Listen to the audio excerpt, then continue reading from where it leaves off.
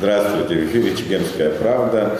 На минувшей неделе очень неприятная такая ситуация произошла, и громкая достаточно. Задержали молодых ребят из Харах Пицунда за то, что они развешивали плакаты, в общем-то, такого больше патриотического содержания, где, в общем-то, ребята через цитаты известных людей, в том числе Владислава Арценба, Фазиля Искандера и даже нашего нынешнего президента Аслана Джани, они, в общем-то, выражали беспокойство за суверенитет Абхазии.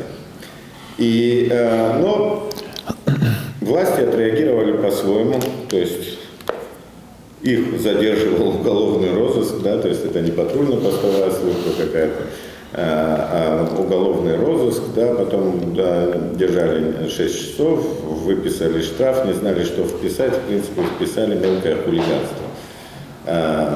Сперва намеревались отправить содержание плакатов на экспертизу, но, слава богу, кажется, передумали.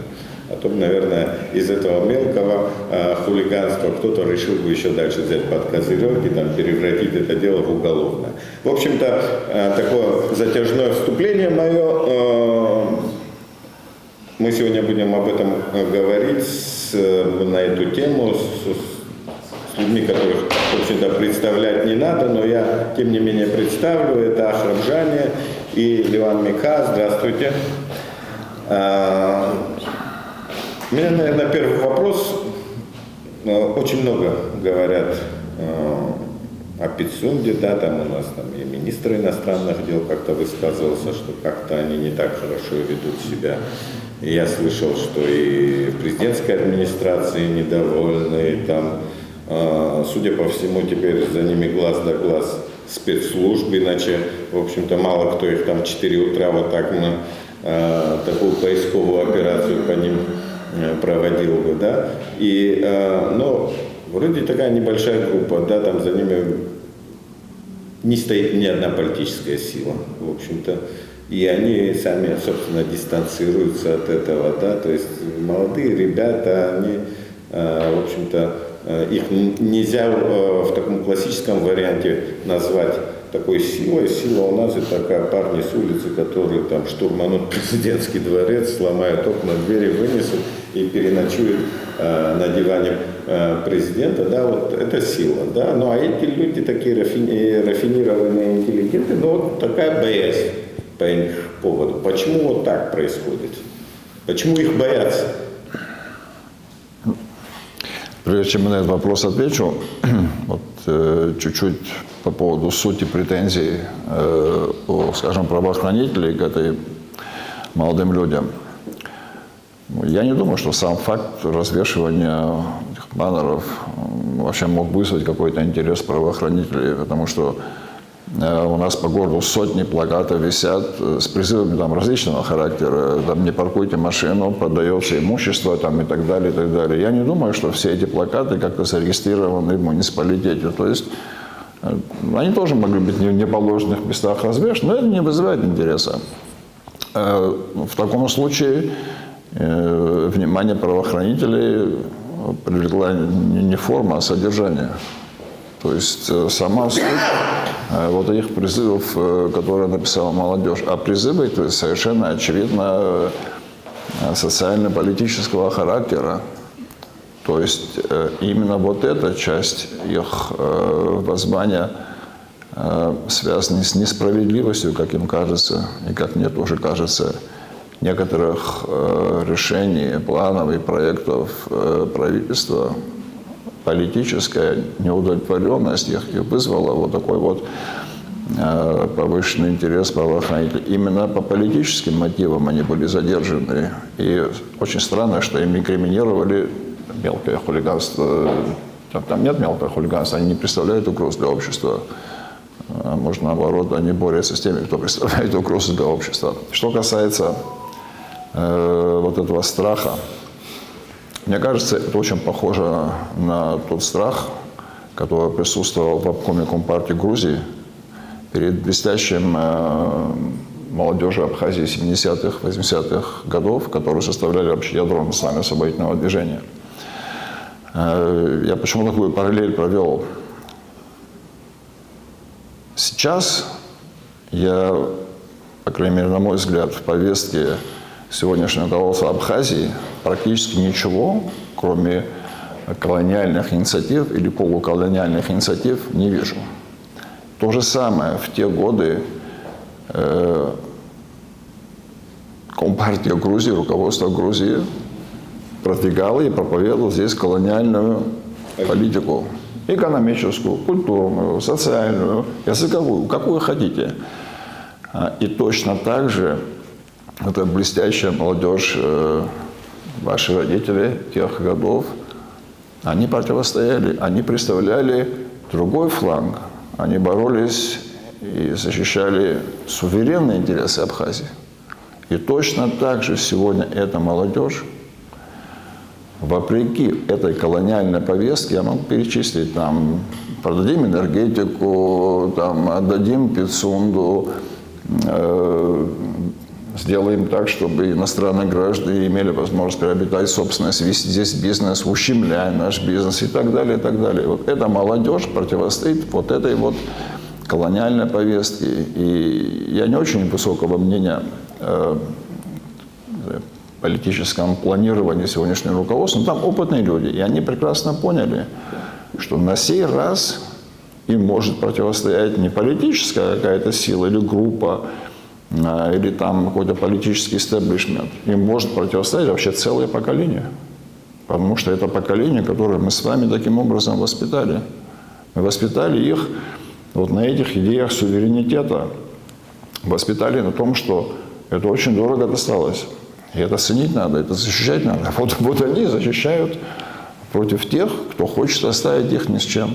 Вот как они будут строить новую будущее Абхазии, если мы основные активы из-под них вот так вот выбьем? Лучшие земли, доступ к энергетике, демографическая благоприятная ситуация, невозможность их преследовать по решениям судов других стран, что сейчас хотят тоже убрать. Конечно, они будут бунтовать. Они хотят другой Абхазии. И я хочу вам сказать, что это очень решительно молодые люди. Они влияют на огромное количество людей, даже на взрослых. Поэтому, как сказали те герои в кино, оказывается, бояться есть чего.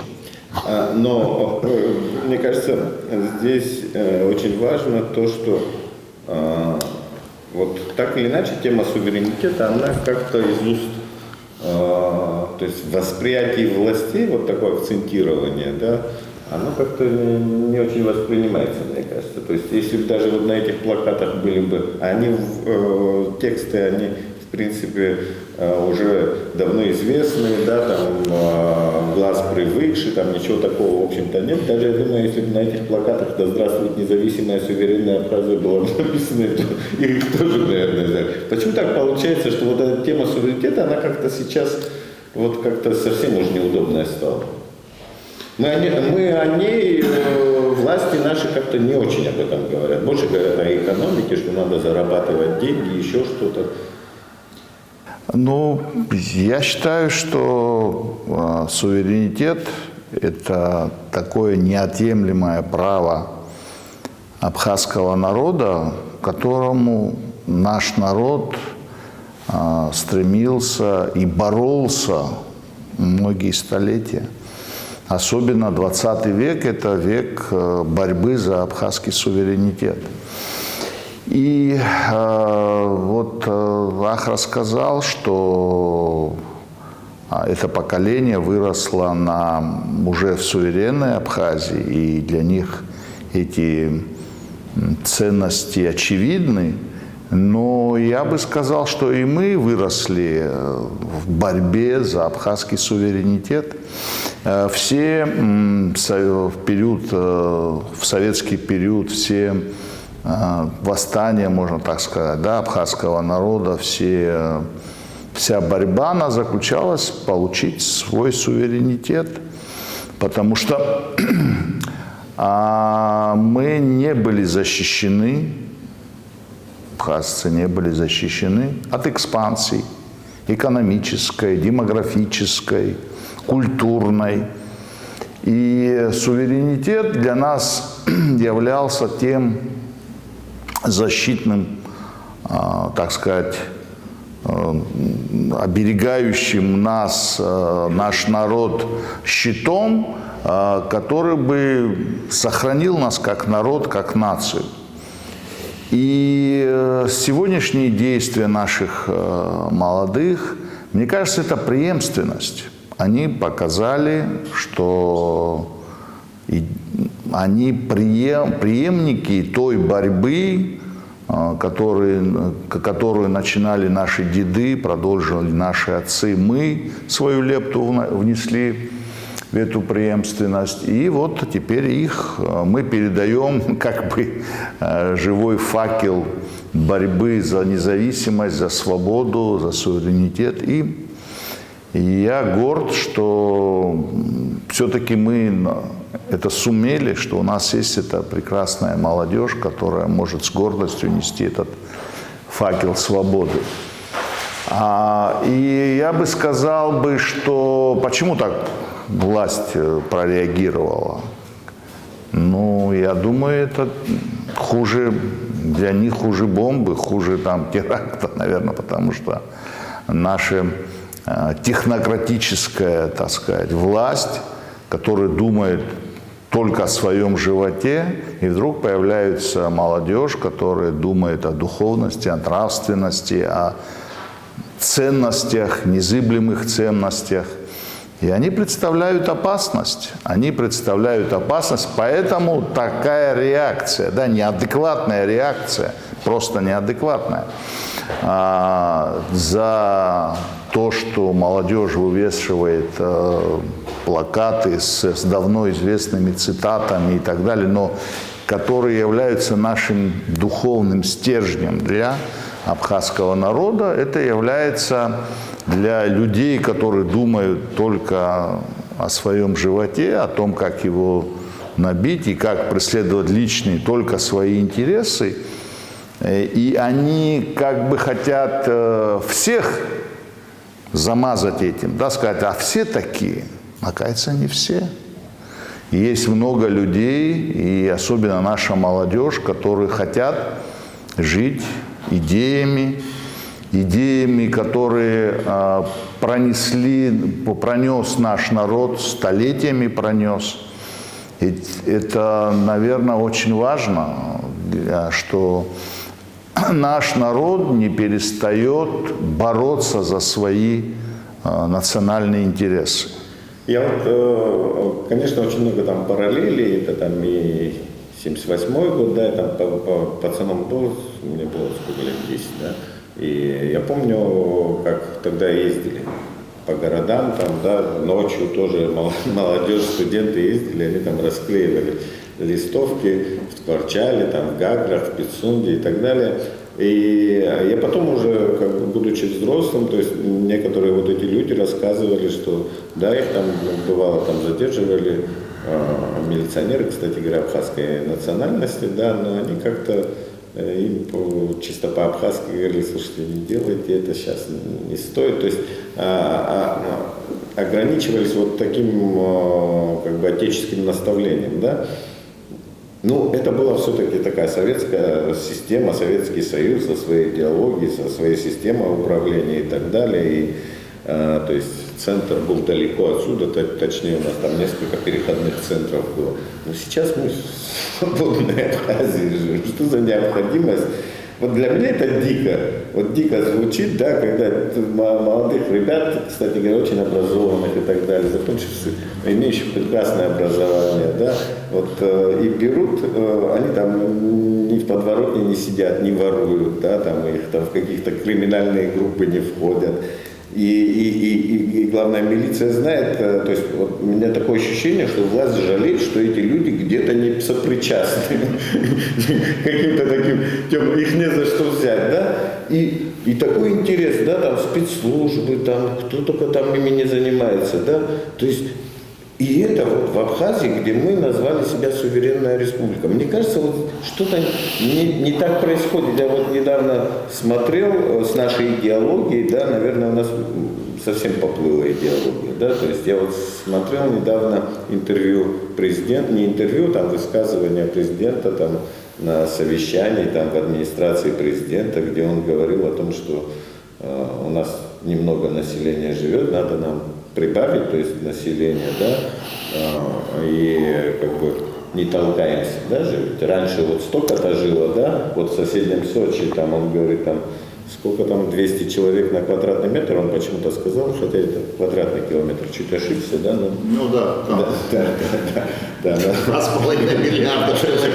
Да, но при этом у нас, да, чуть получше с этой плотностью, да, но тем не менее, вот, я не знаю, почему какой-то арифметический подход должен к этому процессу происходить, да, он там Сочи сравнил, но мы помним, что это Сочи, в общем-то, там 100-150 лет назад это было совершенно другой территорией, с другим составом населения, да, и так далее, и от этого состава населения вообще ничего не осталось. То есть, и, мне кажется, сейчас и переименовывают, да, и сейчас президент вот как-то очень говорит, а что мы не толкались же ведь до войны, говорит, я не знаю, до войны не толкались, но потом была война, это с одной стороны. Еще как толкались. Да, еще как толкались, да, и я помню эту ситуацию, когда через нашу небольшую квартиру там прошли все мои двоюродные, троюродные братья, там у нас иногда по 15 человек жило в квартире, да, там мы спали непонятно как, да, то есть это вот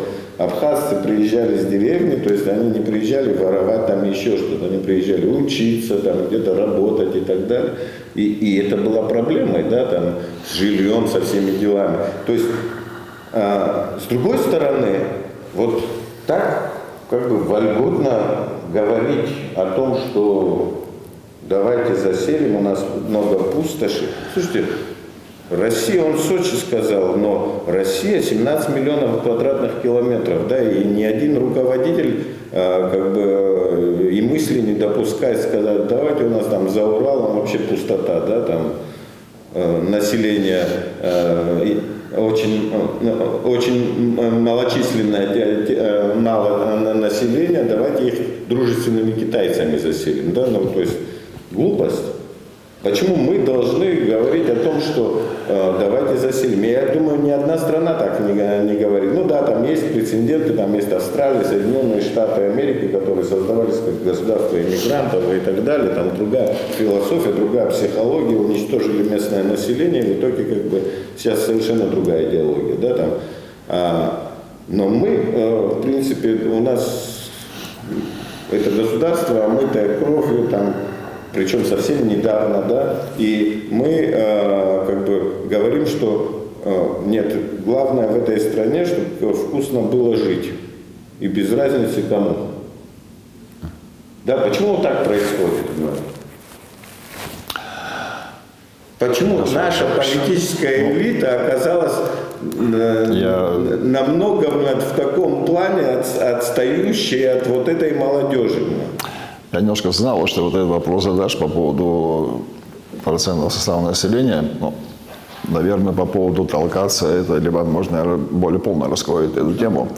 А что касается вот именно такой методики, что ли, подхода к определению успешности той или иной территории, я даже вот здесь выписал, давай я буквально зачитаю. Вот. Ряд стран, ну, как сказать, они, в том числе и бывшие советские страны, я там не нашел прямо такой большой разницы с Абхазией, плотности населения, а какой-то прогресс в этих странах и такое достаточно динамическое развитие есть. Вот, например, Латвия 30 человек на квадратный метр, извините, километр. Эстония 30, Казахстан 7, Финляндия 18, Норвегия 16, там Исландия вообще 3,5, Абхазия, ну я думаю, там от 28 до 30, сейчас трудно мне это сказать. Черногория 44, Чили 22, Омман 18, ЮАР 37, Соединенные Штаты 34. Понимаете, вот этот тезис о том, что существуют какие-то чудодейственные. Ахра, еще учитывая, что больше половины территории Абхазии непригодна для жилья, вообще это горы. Я как бы Да. по умолчанию. Да, по умолчанию, да. А если эти горы выпрямить, Если их на корню продать. Почему я говорю, что вот эта вот мысль, которая, видимо, бытует в нашем правительстве, и которую они хотят очень так навязчиво так делегировать в общество о том, что существуют чудодейственные методы и рецепты, это неправда. Сама по себе плотность населения не может быть каким-то решающим фактором в определении успешности вашего государства. Точно так же приток иностранных средств также не может сам по себе быть однозначным, каким-то таким вот волшебным. Я могу привести для примера подавляющее большинство стран Восточной, Западной и Южной Африки, которые за 50-60 лет получили сотни миллиардов долларов инвестиций и по-прежнему остаются беднейшими по болезням, по социальному уровню. Почему Хаити? По уровню образования. Наварились там с этого только их вожди, да, приближенные люди и иностранные корпорации. И в то же время есть страны, которые привлекли, может быть, незначительное количество средств, но максимально эффективно использовали внутренние ресурсы, внутреннюю специфику, даже внутреннюю культуру производства, культуру взаимоотношений. И эти страны, несмотря на то, что у них небольшая плотность населения, и то, что они привлекли не очень большие средства, они сегодня на плаву, они сегодня продвигаются. Вот это тоже, вот это мы же говорили о колониальном мышлении. Желание кому-то прицепиться, вот это отдать честь, выполнять чьи-то указания, копировать чьи-то схемы. Абсолютное нежелание развивать собственную повестку. Вот собственную повестку. Но это я не знаю. Мы уже в суверенном государстве 30 лет живем, но, видимо, это так сильно вот туда вкрутили в голову, понимая, что это невозможно взять и выкинуть. И, конечно, против этого молодежь бунтует. Они хотят жить вообще в другом государстве. Территориально в одном и том же, но принципиально в другом. Вот в чем проблема, не знаю. Ну, вы здесь несколько тем затронули, о которых я бы хотел бы сказать, более их раскрыв. Тема демографической экспансии, да, которая... Ну, мы все выросли с этими графиками, да, когда абхазцы составляли больше, подавляющее большинство населения, потом половину населения, потом, когда началась экспансия, нас становилось все меньше и меньше. Потом пришли бериевские, сталинские времена, когда абхаз-переселен строй просто превратил Абхазию в страну, куда надо было переселять и насильно переселять. Даже во время Второй мировой. Да, даже во время Второй. И для нас это была трагедия для абхазского народа. Мы становились на своей земле все меньше и меньше. И пришлые народы начали заявлять о том, что мы, оказывается, абхазцы пришлые, а не они, которые в памяти уже наших старших переселялись. И это, конечно, на самом деле кощунственно говорить о том, что мы не толкались. Да? Я помню мой разговор с моим дедушкой. Мы говорили о его сценарии к фильму «Белый башлык» по одноименному его произведению, романа в стихах «Белый башлык». И фильм получился очень таким абхазским боевиком. Вестерном, да. Фильм получился очень таким красочным, с динамичным, сильным духом. Само произведение более философское, да, более глубокое. И я вот этот вопрос задал. Я говорю, вот, то есть само произведение более философское, более глубокое, а фильм получился такой, да, такой вот вестерн абхазский. Он мне объяснил, он сказал, это были 70-е годы, это был период, когда из деревень абхазская молодежь стала переселяться в города, в город массово. А здесь, в городе, все было занято. Здесь не было места абхазцам, да. И надо было духом поднять абхазцев для того, чтобы они, я эту фразу четко помню, растолкали локтями и определили свое место в своем городе. Растолкали, он сказал. И на самом деле вот этот дух надо было поднять, да, и вот фильм был предназначен именно этому, что ребята в Кях-Хаджарате, да, в этих образах увидели себя для того, чтобы поднять свой дух, да, для того, чтобы занять это место. И поэтому, да, мы толкались, да, локтями, мы отвоевывали на своей земле свое место.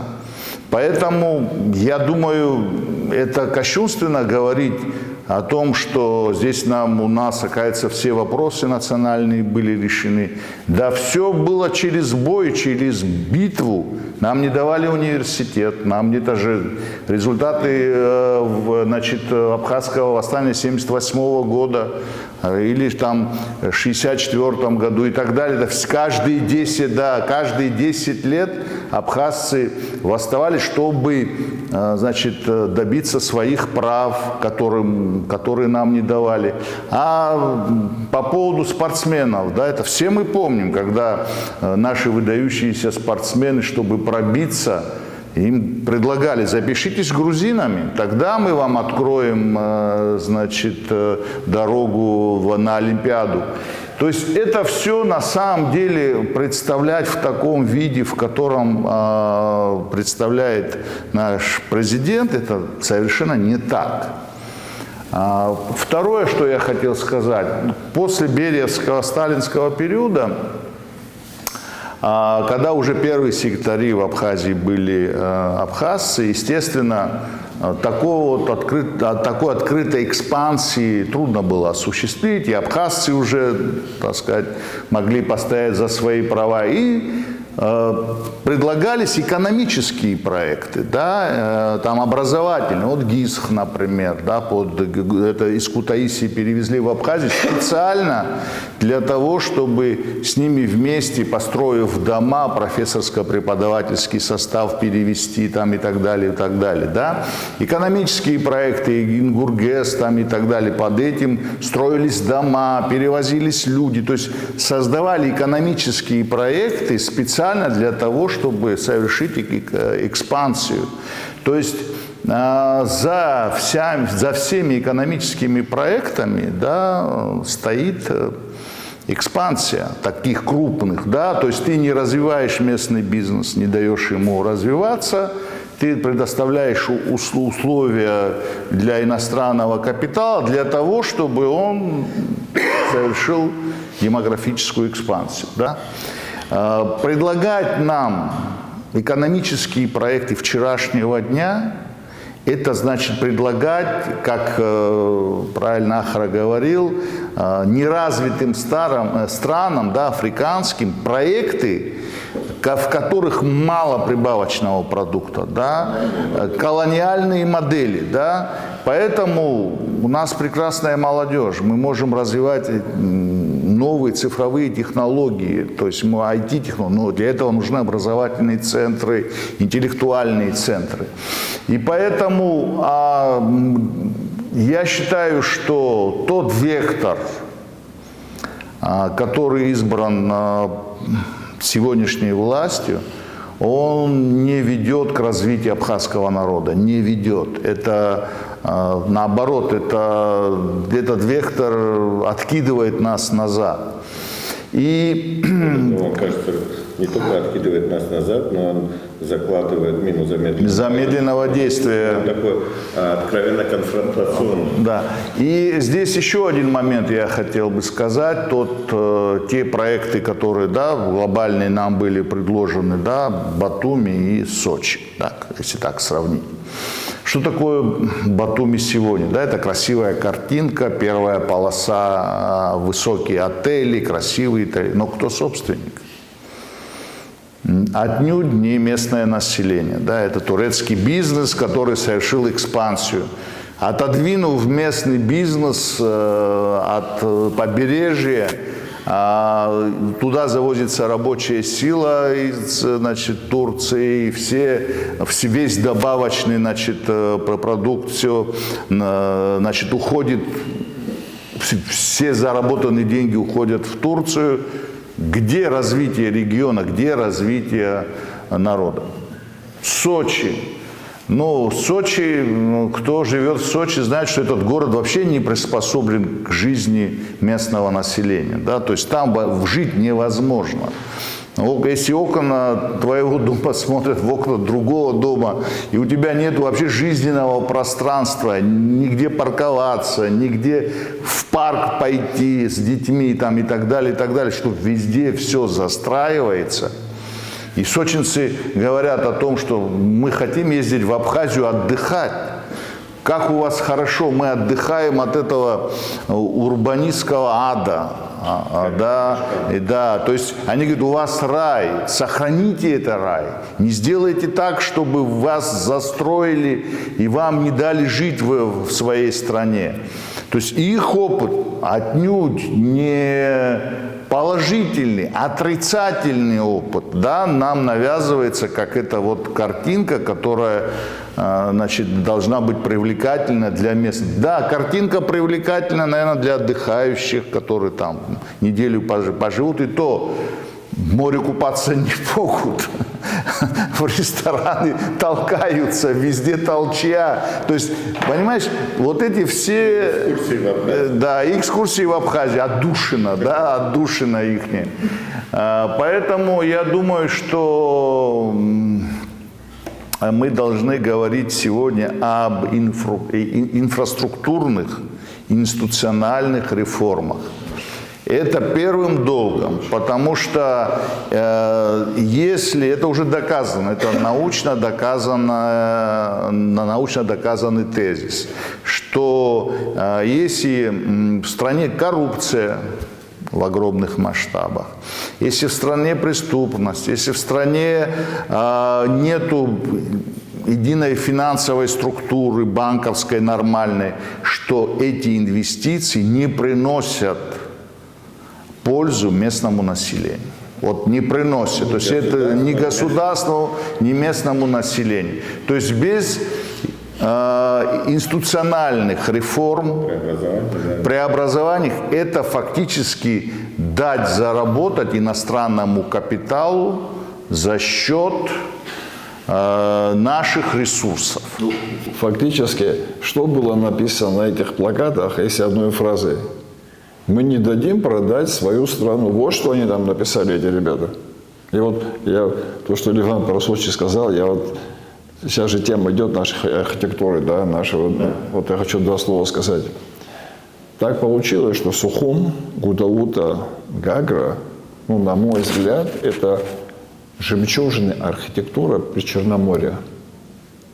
Так случилось. Я просто имел возможность общаться с ребятами-художниками, когда, может, мы работали в экспедициях археологических, там с Суриковского института приезжали, там они ходили по Сухуму, и они ходили с этими вот, с планшетами, они рисовали, они говорят, то, что мы у вас увидели, например, я запомнил, арт-деко, да, модерн, даже в Москве, говорит, 2-3 здания, если найдете, хорошо, а здесь их прямо вот россыпь на набережной, на горной части города. Понимаете, мы не должны слепо копировать и вот подражать каким-то шаблонам, которые где-то используются. Но если кто-то этого не понимает, спросите у тех, кто понимает, слушайте, мы сидим на богатстве природном, культурном, архитектурном. Давайте это мы раздолбаем построим здесь филиал Адлера или там Краснодара и будем все счастливы, да. Вот. Против этого тоже эта молодежь бунтует, потому что она получила хорошее образование. И они, в отличие от многих из нас, понимают, на каком фундаменте они могут строить будущее государство. Ну, не надо у них это отбирать, слушайте. Во-первых, они не дадут это брать.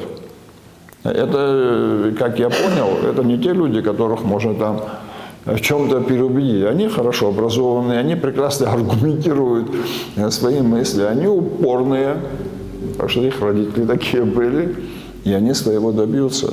Я очень рад. Я им симпатизирую, в отличие от представителей власти, которые, кстати, руками милиции, которая 100% этого не хотела, понимаешь? Это просто им заставляют их это делать. Они, на мой взгляд, как я понял, они такой месседж послали обществу. Прямо так вот написано: не мешайте осуществлять наши планы, наши договоренности, не мешайте нашему бизнесу, не размахивайте у нас перед носом свои идеи о суверенитете Абхазии, иначе вы и ваши дети будете сидеть в тюрьме. Но я думаю, что они очень плохо абхазцев знают. И наша молодежь тоже плохо знает. Но, с другой стороны, мне кажется, все-таки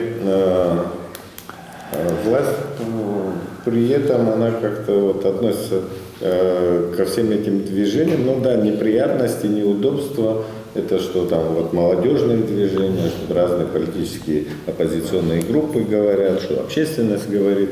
И типа ну, наш караван идет, да, собаки там, даже пусть это будет стая, да, там лают, и ничего страшного.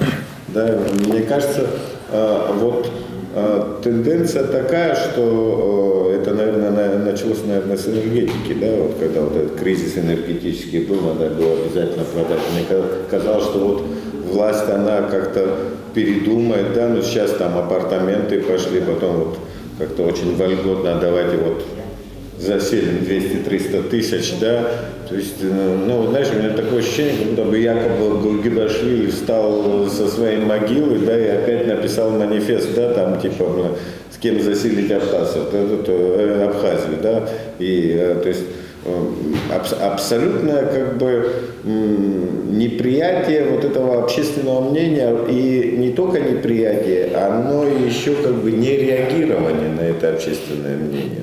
Мне кажется, вот здесь есть опасности. Я понимаю, там забор построили там, у президентского дворца, там еще что-то, там какие-то заградительные там, механизмы, там готовят СОБРы и так далее. Но, в общем-то, не в этом заключается, мне кажется, опасность для президента, что кто-то его штурманет. Да? Мне кажется, очень важно, или нынешняя власть, не только там президенты, это, как бы говорю я о правительстве, там, и о людях, которые принимают решения. Важно, как ты войдешь в историю, да? Мне кажется, да, что о тебе скажут, да? Я бы не хотел бы, у меня Астамур Таня все время говорит, да, вот я не хотел бы, чтобы кто-то был хуже Ахмутбея, говорит. Да, то есть вот человека, который там для многих историков, вот, которые знают историю Абхазии, это вот такое как бы олицетворение вот самого такого плохого, что было управленчество в Абхазии, да. Но мы, кажется, вот идем вот в таком сравнении, да, и это очень опасный такой вектор, да.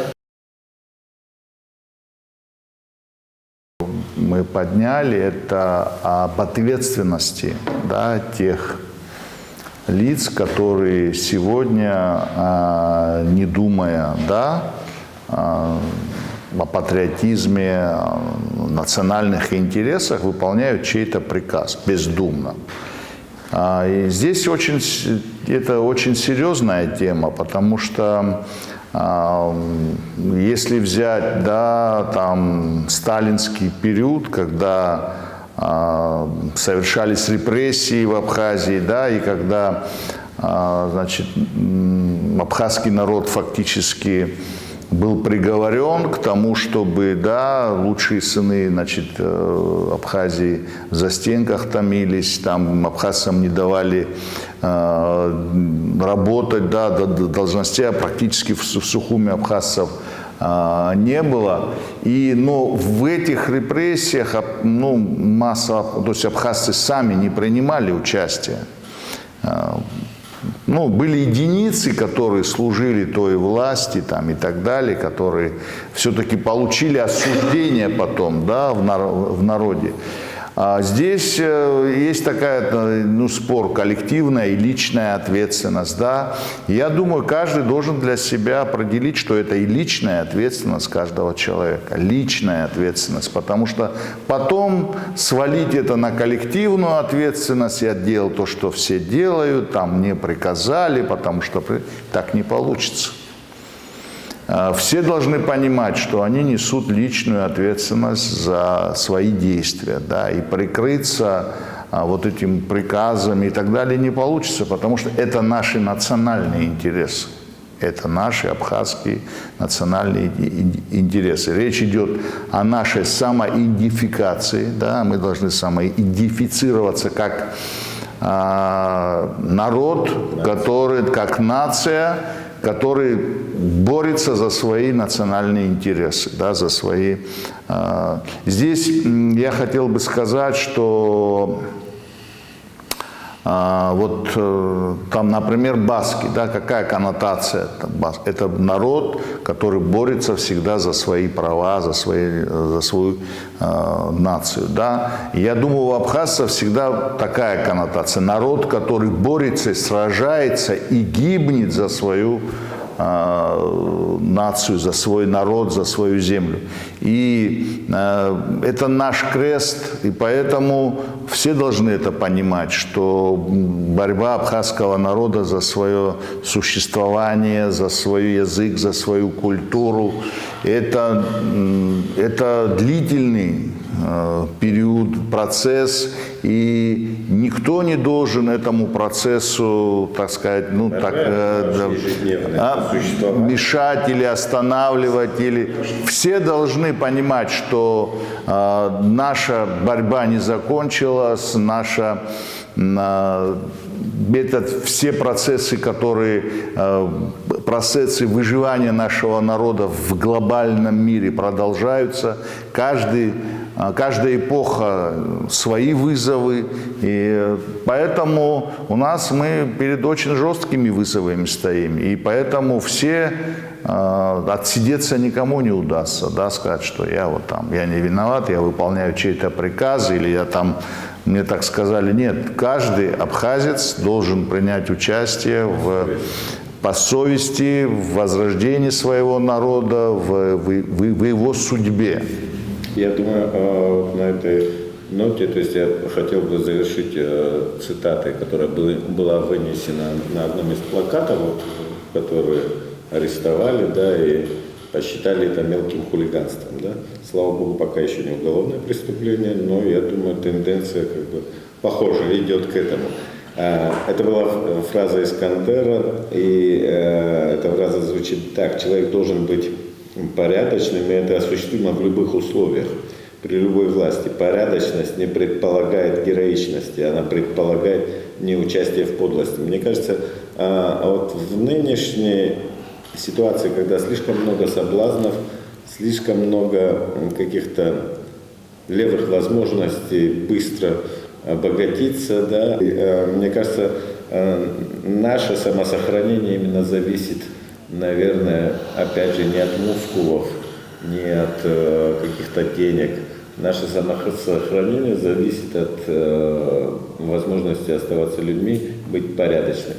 Я на этом прощаюсь.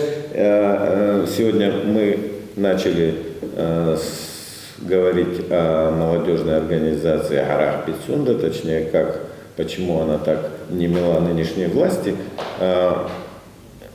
И вышли к более таким, наверное, вытекающим из этого серьезным вещам. Я напомню, что сегодня у нас в гостях были Ахрат Джаня и Ливан Мика. Я, Инал Хашик, прощаюсь с вами. Смотрите нас на одноименном YouTube-канале «Чегемская правда», а также на странице «Чегемская правда» в Facebook, также на сайте chegem.su и на телеканале Абаза. Я с вами прощаюсь. До свидания. Кабул, Кабзелес.